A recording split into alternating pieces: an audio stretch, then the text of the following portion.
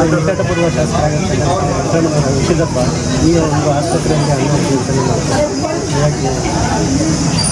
ಅವರು ಏನು ಶಾಸಕರಲ್ಲಿ ಆಯ್ಕೆ ಆದರೂ ಅವತ್ತಿನಿಂದ ಸತತವಾಗಿ ಅವರ ಬರ್ತ್ಡೇಯನ್ನು ನಮ್ಮ ಕಾಂಗ್ರೆಸ್ ಪಕ್ಷದ ವತಿಯಿಂದ ದೊಡ್ಡಬಳ್ಳಾಪುರ ತಾಲೂಕಿನಲ್ಲಿ ಆಚರಿಸ್ಕೊಂಡು ಬರ್ತಾ ಇದ್ದೀವಿ.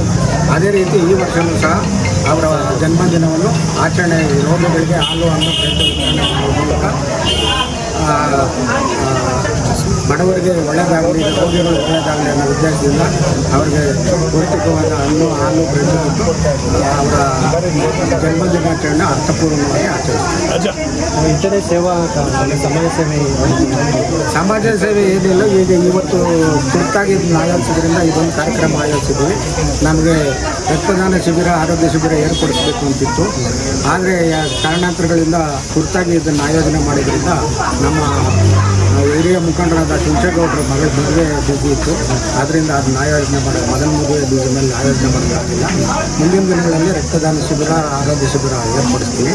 ಈಗ ಒಕ್ಕಲಿಗರ ಚೌಟ್ರಿಗೆ 11 ಗಂಟೆಗೆ 12 ಗಂಟೆಗೆ ಕೆಲವರು ಇವ್ರನ್ನ ಕೊಡುಗೆಯನ್ನು ಕೊಡ್ತಾ ಇದ್ದೀವಿ. ಏನೇನು ಕೊಡುಗೆ? ಈ ಮೆರಿಟ್ ಬಂದಿರತಕ್ಕಂಥ ವಿದ್ಯಾರ್ಥಿಗಳಿಗೆ ಪ್ರತಿಭಾ ಪುರಸ್ಕಾರ ಕೂಡ ಪ್ರತಿ ವರ್ಷದ ನಮ್ಮ ಮಾಜಿ ಶಾಸಕರ ಹುಟ್ಟಿದಪ್ಪ ದಿನ ಅಂತ ನಮ್ಮ ಎಲ್ಲ ಕಾರ್ಯಕರ್ತರು ನಮ್ಮ ದೇವರು ವರ್ಷಕ್ಕೆ ಆಚರಣೆ ಮಾಡ್ತೀವಿ. ಅದೇ ರೀತಿ ಇವತ್ತು ಗೌರ್ಮೆಂಟ್ ಆಸ್ಪತ್ರೆ ರೋಗಿಗಳಿಗೆ ಪ್ರತಿ ವರ್ಷ ನಮ್ಮ ಲಕ್ಷಪತಿಯವರು ಆಯೋಜನೆ ಮಾಡ್ತಾರೆ ಪ್ರತಿ ವರ್ಷ.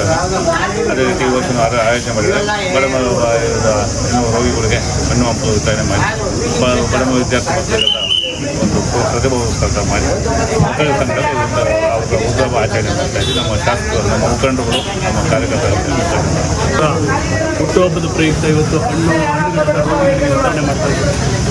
ಮುಖ್ಯವಾಗಿ ಏನು ಅಂತಂದರೆ ಈ ಹಾಸ್ಪಿಟ್ಲ್ ಬರಬೇಕಾದ್ರೆ ಸನ್ಮಾನ್ಯ ಶಾಸಕರು ಭಾಳ ಪ್ರಯಾಸದೊಂದಿಗೆ 200 ಬೆಡ್ ಆಸೆ ಬರಬೇಕು ಅಂತ ಭಾಳ ಆಸೆ ಎಲ್ಲ ಮಾಡಿದರು. ಆ ದಿಸೆಯಿಂದ ಇವತ್ತು ಇದೇ ಒಂದು ಹಾಸ್ಪಿಟ್ಲಲ್ಲಿ ಇರ್ತಕ್ಕಂಥ ರೋಗಿಗಳಿಗೆ ಹಣ್ಣುಗಳನ್ನು ವಿತರಣೆ ಮಾಡಬೇಕು ಅನ್ನೋ ಒಂದು ಅಂದ್ಕೊಂಡಿದ್ದೇವೆ. ಅವರಿಗೆ ಮುಂದಿನ ದಿನಗಳಲ್ಲಿ ಭವಿಷ್ಯದಲ್ಲಿ ಒಳ್ಳೆಯದಾಗಲಿ ಅಂತ ಆಶಿಸ್ತಾ ಎಲ್ಲ ರೋಗಿಗಳನ್ನು ಭೇಟಿ ಮಾಡಿ ಅವರಿಗೆ ಹಣ್ಣು ಹಂಪಲುಗಳನ್ನು ವಿತರಣೆ ಮಾಡಿದ್ದೇವೆ. ತಾವೆಲ್ಲರೂ ಸಹಕಾರ ಕೊಟ್ಟಿದ್ದೀರಿ. ಧನ್ಯವಾದಗಳು.